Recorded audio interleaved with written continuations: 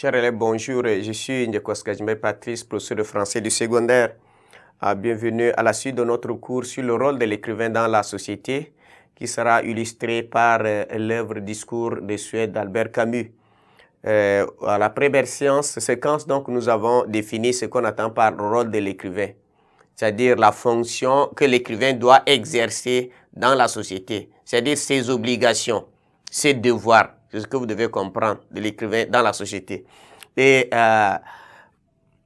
l'auteur de l'œuvre, c'est Albert Camus, que nous allons présenter. Il est né donc le 7 novembre 1913 à Mondoville, aujourd'hui Drienne, en Algérie. Et il est mort donc le 4 janvier 1960. Voilà, c'est ça. Il est né le 7 novembre 1913. Voilà, c'est ça. Et il est mort en 1960.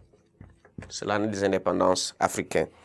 Voilà, c'est ça. Et donc, en France notamment, il était un écrivain philosophe, romancier, dramaturge, essayiste et nouvelliste français. Il est aussi journaliste, militant engagé dans la résistance française et proche des courants libertaires dans les combats moraux de l'après-guerre. Son œuvre comprend donc des pièces de théâtre, des romans, des nouvelles, des films, des poèmes, des essais dans lesquels il développe un humanisme fondé sur la prise de conscience de l'absurde de la condition humaine. Voilà ça. Mais aussi sur la révolte comme réponse à l'absurde. C'est-à-dire donc révolte qui conduit à l'action et donne un sens au monde et à l'existence. Et alors naît la joie étrange qui aide à vivre et mourir. Voilà, c'est ça. Et Camus va recevoir le prix Nobel en littérature en 1957. Vous savez que sa philosophie est fondée sur l'absurde, c'est-à-dire sur le non-sens de la vie. Non-sens de la vie. Et ce non-sens de la vie-là met l'homme sur un élan qui lui permet donc de pouvoir se révolter ou soit de se définir lui-même. Pour rejoindre Albert Camus, Jean-Paul Sartre qui dit « l'existence précède l'essence ». Voilà, dans l'œuvre qu'il a produite, c'est un discours, vous savez, c'est un discours. Dans ce discours, il parle du rôle de l'écrivain. Et on va le prendre ça en une phrase lorsqu'il va dire « le rôle de l'écrivain ne se sépare pas des devoirs difficiles ». Voilà, c'est ça. C'est comme ça qu'il va expliquer. Ne se sépare pas des devoirs difficiles. C'est pourquoi on dit que c'est des obligations qu'on s'est fixées. Lorsque vous êtes donné comme objectif de défendre ceux qui souffrent, c'est pas facile.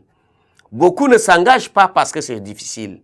Il y a beaucoup de contours, il y a beaucoup de risques, il y a beaucoup de contraintes. C'est pourquoi beaucoup ne le font pas. Et donc, par définition, il ne peut se mettre, l'écrivain, disons, peut se mettre aujourd'hui au service de ceux qui font l'histoire. C'est-à-dire de ceux qui font souffrir, des bourreaux, des gouvernants, mais du côté de ceux qui suivent l'histoire.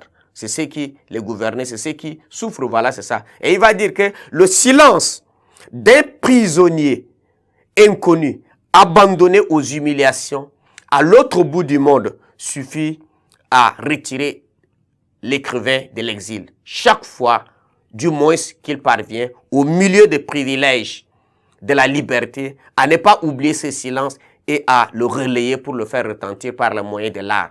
Voilà ce qu'il va dire dans son discours. Et donc, ce discours a été prononcé par Albert Camus, bien entendu, et qui le dédia à son ancien instituteur, Louis Germain, à Stockholm, après le banquet clôturant les cérémonies de l'attribution des prix Nobel. Et cet extrait va donc être utile aux futurs responsables que vous êtes, car il vous montrera la responsabilité qui vous attend dans votre société respective. Puisque lorsque nous sommes à l'école, lorsque nous sommes engagés ici, ce n'est pas pour notre bien à nous-mêmes, mais c'est d'abord pour le bien de la société. Nous cherchons à connaître quelque chose, à être utile. C'est pourquoi nous disons tantôt qu'il y a deux types de personnes. Il y a des gens qui cherchent à devenir quelqu'un, il y a des gens qui cherchent à faire quelque chose. Ceux qui cherchent à devenir quelqu'un, c'est des gens qui réussissent dans la vie. Il vient, c'est lui, c'est tout. Les autres souffrent à côté de lui, c'est bon. Des gens qui sont dotés d'aucune sensibilité.